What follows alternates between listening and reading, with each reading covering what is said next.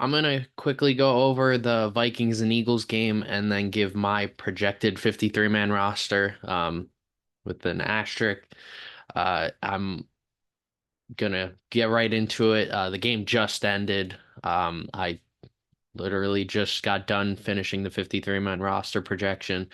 I was working on it during the game while I was also writing about the game. A couple events that happened in the game. Vikings quarterback Jaron Hall in the first quarter threw an 8-yard touchdown to wide receiver Tristan Jackson.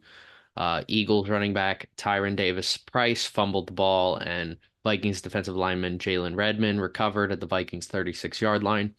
Second quarter, Vikings kicker Will Reichard, I could be mispronouncing that name, kicked a 31-yard field goal. He's their rookie kicker. Eagles kicker Jake Elliott kicked a 41-yard field goal. Jaron Hall threw a 4-yard touchdown to wide receiver Justin Hall, and the Eagles turned the ball over. The Eagles turned the ball over on downs at their own 49-yard line, and Will Reichard kicked a 33-yard field goal. The Vikings led 20-3 at halftime. Definitely was not a great game for the Eagles backups. Um, Third quarter, Eagles quarterback Tanner McKee comes in and immediately strip sacked by Vikings edge rusher Andre Carter the second and recovered by Vikings defensive tackle James Lynch at the Eagles 25-yard line. Will Riker kicked a 20-yard field goal. Eagles turned the ball over on downs again at the Vikings 41-yard line, and the Eagles turned the ball over on downs at the Vikings 11-yard line. Last couple weeks they've been doing that, but it's preseason, so you're going to be going for it a lot. Just wasn't as successful this preseason. Fourth quarter, Tanner McKee threw a touchdown. Sorry, he didn't throw a touchdown. He threw a pass to wide receiver Joseph Nada, and I wrote this down, but it's better. I wrote this down, but it's better to explain it in video. He threw a pass to Joseph Nada on fourth down. Nada was running a clear slant. It was zone coverage. Guy covering him wasn't even near him, and ball bounced right off of his hands. Joseph Ngata's hands. Sorry, I keep saying Nada because he spells it the same way as Haloti Nada, and bounces right off his hands, up straight up in the air, and intercepted by Viking safety Jay Ward. That was in the end zone for a touchback. Will Reichard finished with a 57-yard field goal. That was impressive. Reichard had a great game, and the Vikings went on to win 26-3. So not a great game. Some notes from the game. Uh, Linebacker Brandon Smith opened up the game with a huge hit, knocked out one of the other Eagles special teamers, Harris. He ended up having a concussion, not being able to return. It was mostly players fighting for final roster spots on offense and defense. I mean, throughout the entire game, really, Nolan Smith played, and Cooper DeJean played. Cooper DeJean finally got some action. I'll get to him. But those are the only fringe starters that got some playing time. Same thing with Jeremiah Trotter. And that's really it. Jeremiah Trotter Jr. and Ben Van Sumeren started the game off at linebacker. I'm a huge fan of Ben Van Sumeren. I'll get more into him later on, but he had a great game again. Uh, DeJean getting his first action, and he was playing. People are gonna say, "Oh, he's playing slot corner. Oh, he was playing he was playing a safety down low, strong safety, free safety, depends on the system. Some would say he was playing linebacker, some would say he was playing just outside corner. I wrote down he was playing the Joker position because that's basically what he was playing. He was all over the field, playing everywhere. He had a great game in terms of against the run.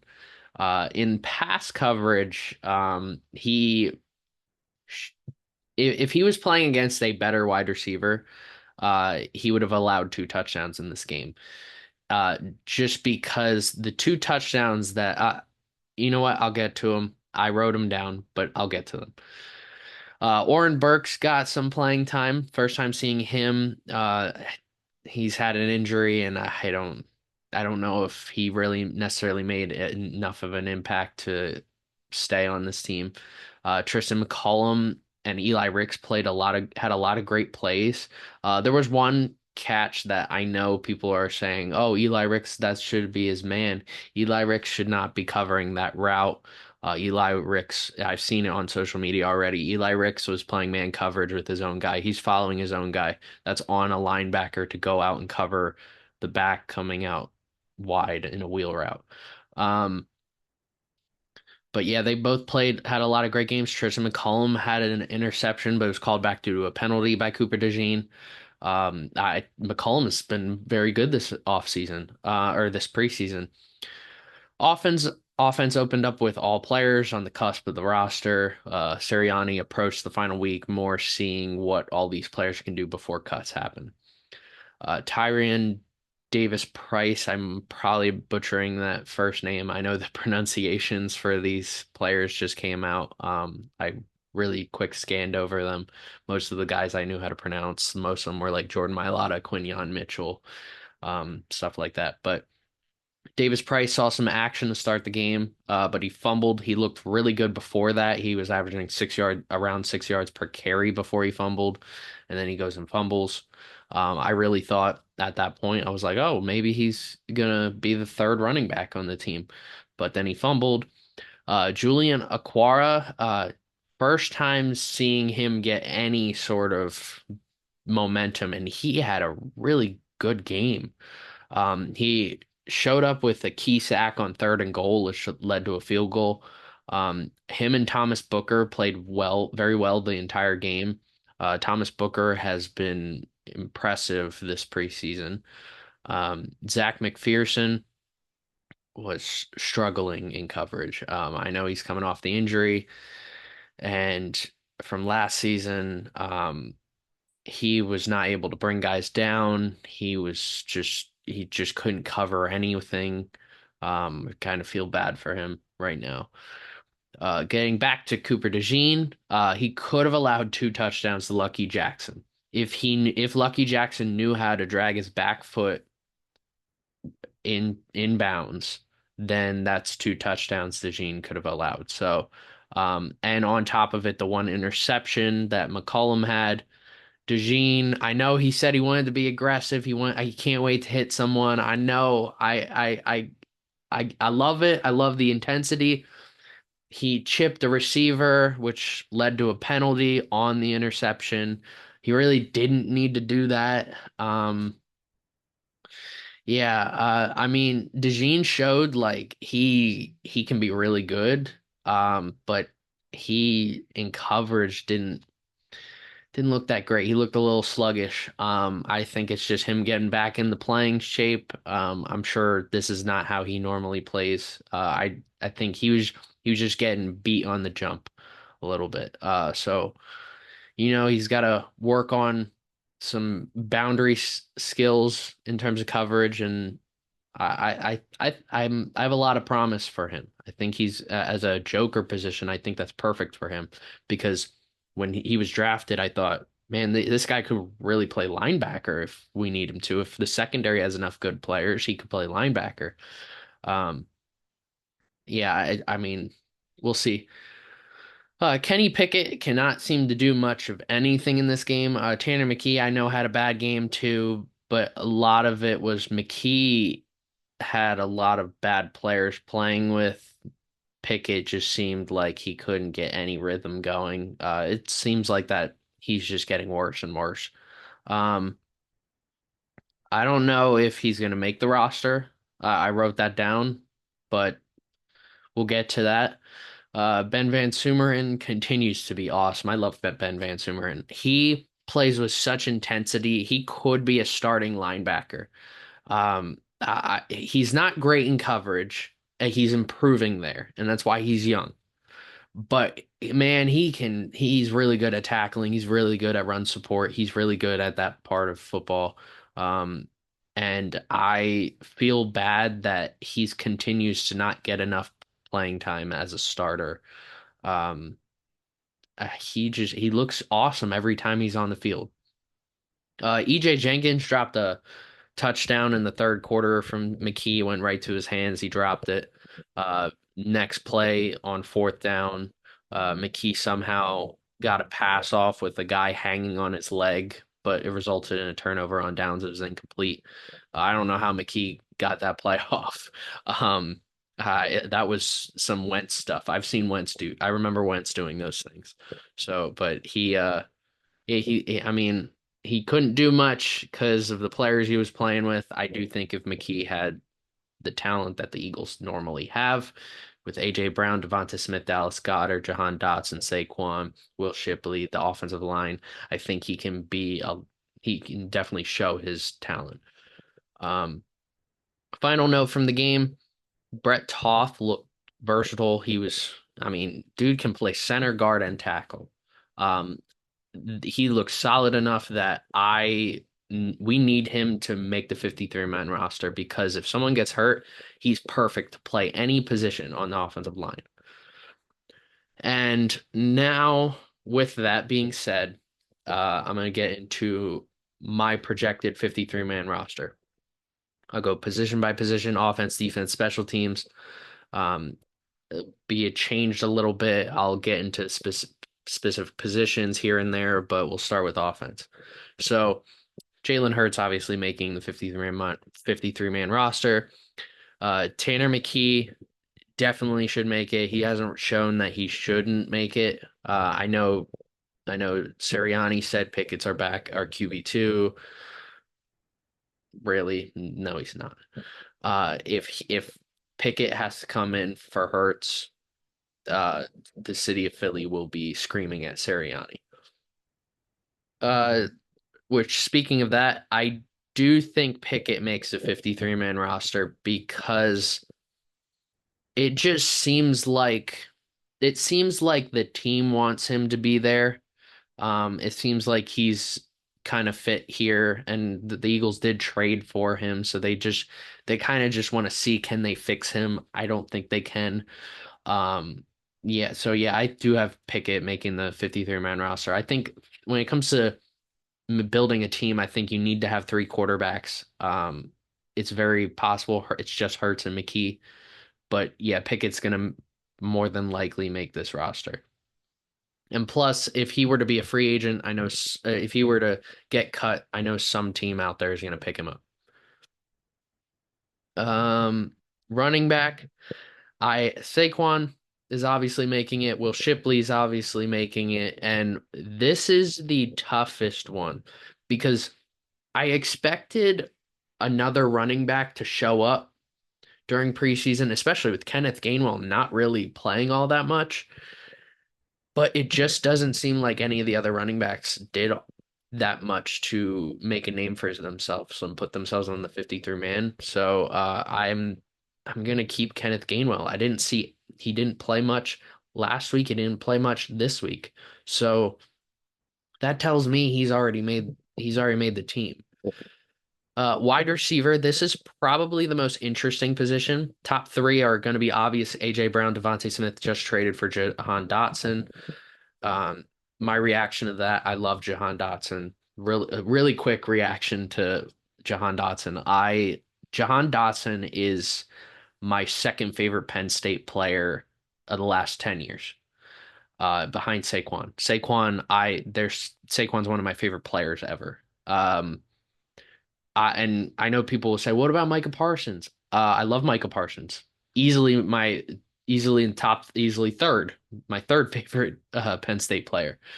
But Jahan Dotson was awesome. He could run any route. He had great hands, and and all of Commander's camp has been saying this dude can't get separation, he can't catch, he can't.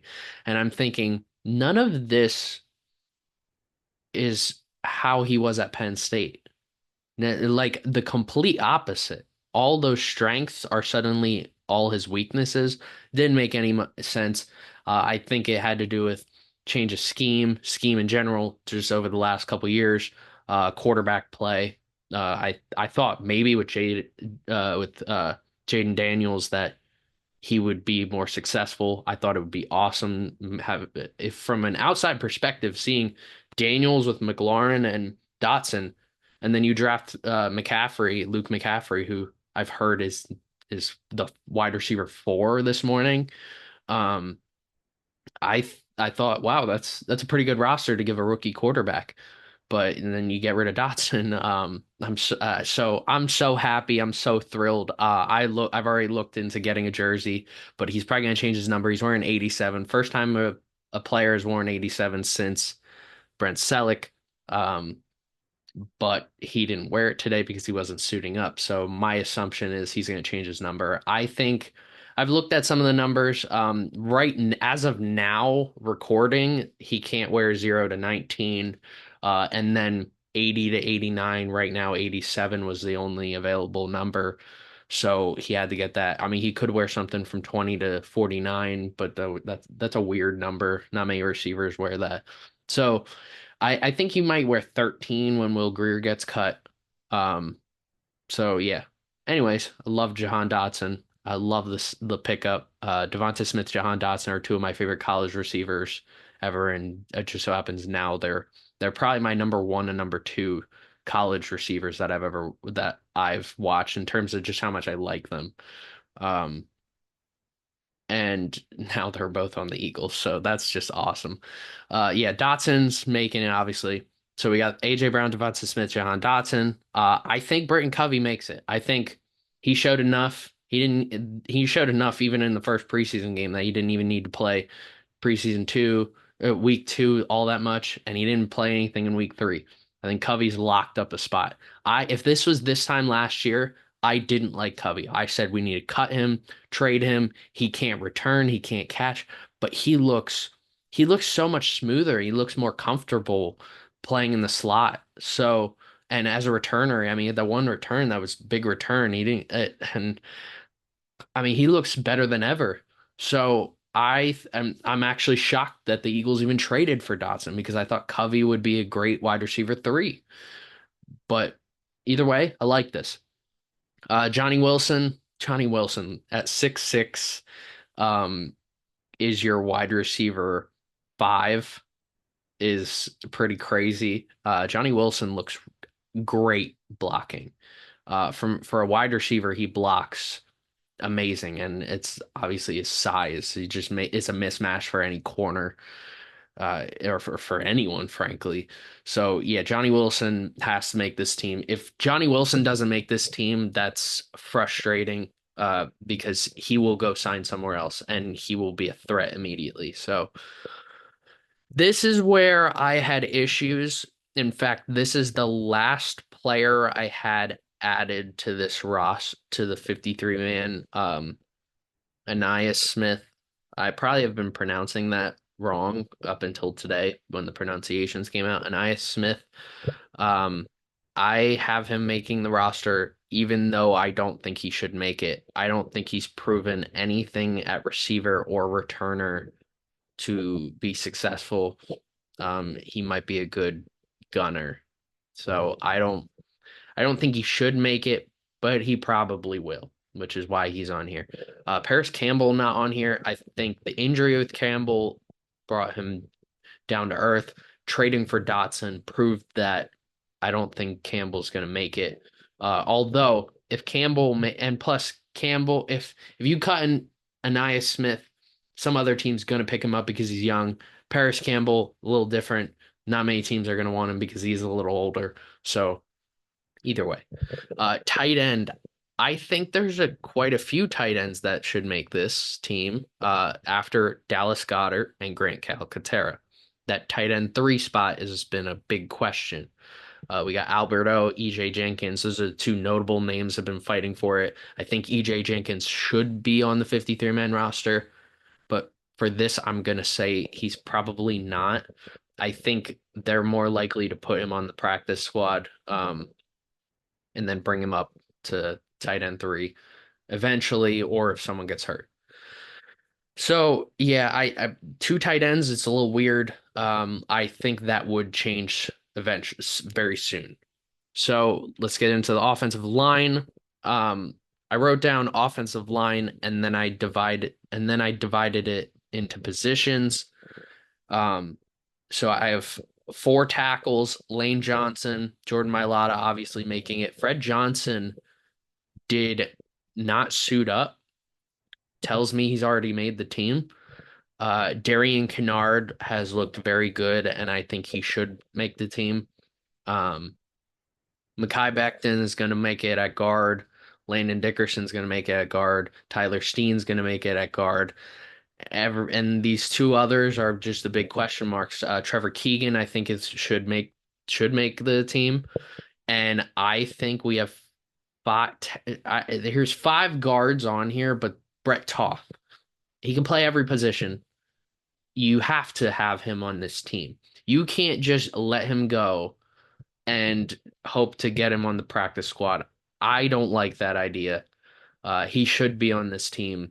He's basically a backup at every single position. So yeah, I'm gonna go Brett Toth here. So that's five guards, but Toth can play at their positions. Cam Jurgens is the center.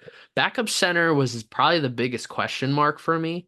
Um, you have Matt Hennessy and then Dylan McMahon. I'm going McMahon just because of youth, and I think Hennessy it's similar to the Paris Campbell situation. I think if McMahon got cut, someone else would reach out to him. If you cut Matt Hennessy, not many teams are going to reach out to him because he's not as young as McMahon. So that's the offense.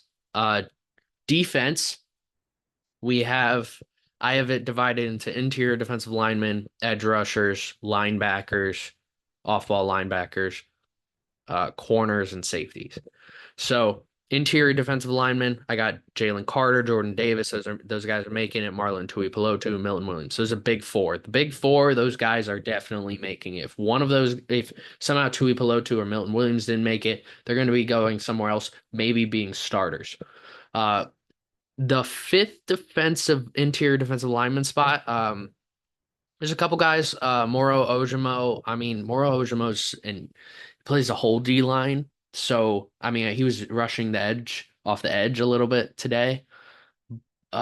He could be there, but I think Thomas Booker has proved to be more consistent throughout these games and throughout camp that I think Thomas Booker should make this team.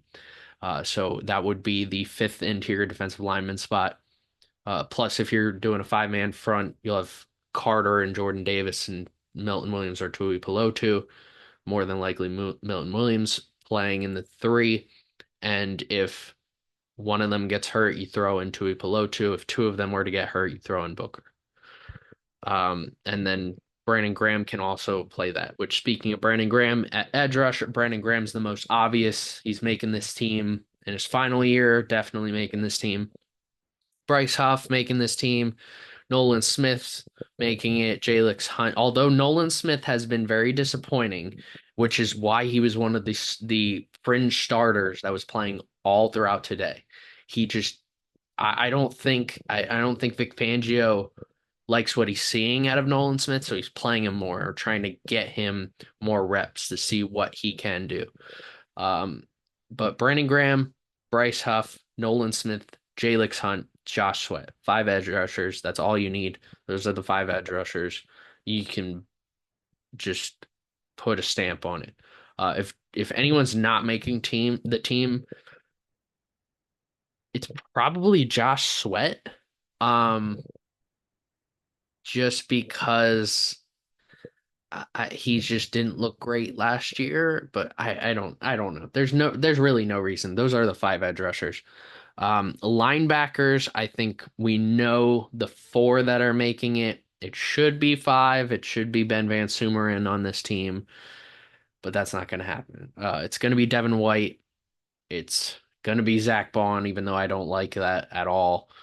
It's going to be Jeremiah Trotter Jr. and Nakobe Dean. Those are the four that are definitely making it. If anyone's not making it, it's Nakobe Dean, just because Nakobe Dean maybe has been a little lackluster in some of the games that we've seen in the preseason, but in camp he's done very well. So I think those are the four linebackers that are making it. Secondary is probably the most interesting on the team outside of maybe wide receiver. Um, Corners, Darius Slay's definitely making it. Quinyon Mitchell's definitely making it. Cooper DeJean's making it. Everyone else is really a big question mark because it's possible a trade happens. It's possible one of them gets cut. I have Keely Ringo making it. Keely Ringo should be cornerback too. He won't. Isaiah Rodgers will be. Isaiah Rodgers is more likely going to be the cornerback too. And this guy I have making it, it's very possible he does not make it and he goes and signs somewhere else. Uh, he really should make it. He's been impressive every time he's on the field. He can tackle, he can cover speed guys. He's not good against physical receivers, but he's good at against fast receivers, and that's something that there's lacking in the rest of the secondary, and that's Eli Ricks. I have Eli Ricks as a sixth and final corner. So six receivers, six corners.